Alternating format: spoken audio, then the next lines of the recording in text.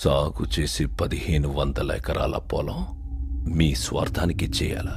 మీరొక మాట చెప్తే అయిపోతుందని ఇక్కడ దాకా వచ్చాం. కావాలంటే మీ వాటా మీకు ఇస్తాం. ఎవరితో మాట్లాడుతున్నారో తెలుసా? ఎవరు పంపించారో తెలుసా? ఉమన్న. చెప్పింది చేస్తే మిమ్మల్ని చంపాలన్న పగ కొంచెమైనా తగ్గుతుంది.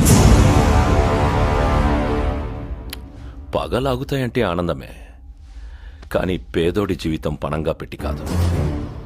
వాళ్ళకి ఎంతో కొంత డబ్బులు ఇద్దాం. ఎంతో కొంత. రైతులకి డబ్బులిస్తే ఏం చేయాలో తెలియదు, నేలనేం చెయ్యాలో మాత్రమే తెలుసు. ఇంత దూరం వచ్చినట్టున్నారు, మజ్జిగ తాగి వెళ్ళండి. ఇన్నేళ్లు అన్నీ మూసుకుని కుక్కిన పేనుల్లా బతికారుగా, ఇప్పుడు కొత్తగా ఈ రోషం ఎందుకు? నువ్వు కాదన్నావన్న కబురుతో మేము ఈ ఊరు దాటితే ఈ ఊరోళ్ళంతా మీ ఇంటిళ్ళ పాదికి తద్దినం పెట్టాల్సి వస్తుంది. ఏంట్రా చంపేస్తా. చెప్పాల్సింది చెప్పారుగా, ఇక మీరు బయలుదేరచ్చు.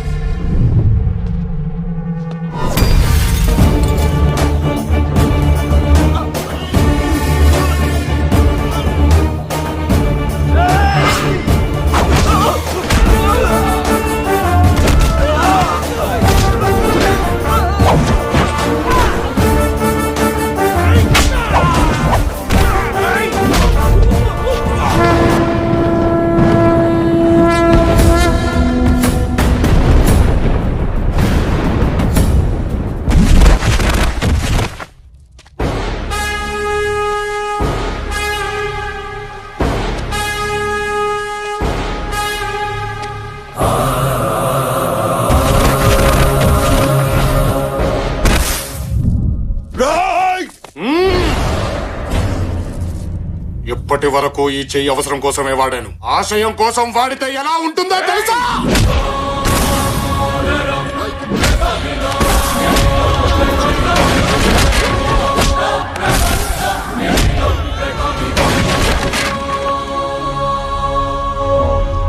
నా దేహం నీద, చచ్చినా వదిలిపెట్టవా?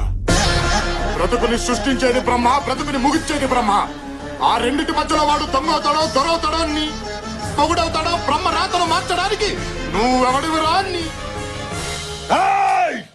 మా గురించి, ఈ ప్రాంత చరిత్ర గురించి తెలియకుండా మాట్లాడుతున్నా. చరిత్ర సృష్టించేవాడు ఎప్పుడు చెప్పినాడు, గుండె దమ్ముల్లో నుంచి పుడతాడు, నిలబడతాడు, మొదలు పెడతాడు, చరిత్ర సృష్టించే తిరిగి వెళతాడు.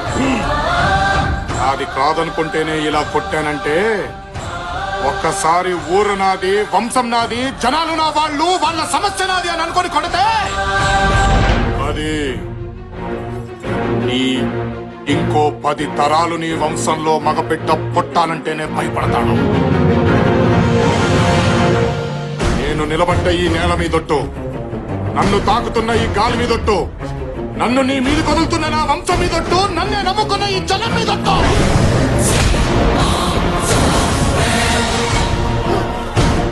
నిలబడుతున్నా, టీ కొడుతున్నా, ఇక ఈ ప్రాంతంలో నీ జెండా ఎగరనివ్వను, ఈ గడ్డ మీద ఒక్క ప్రాణము పోనివ్వను. కెలకొద్దు.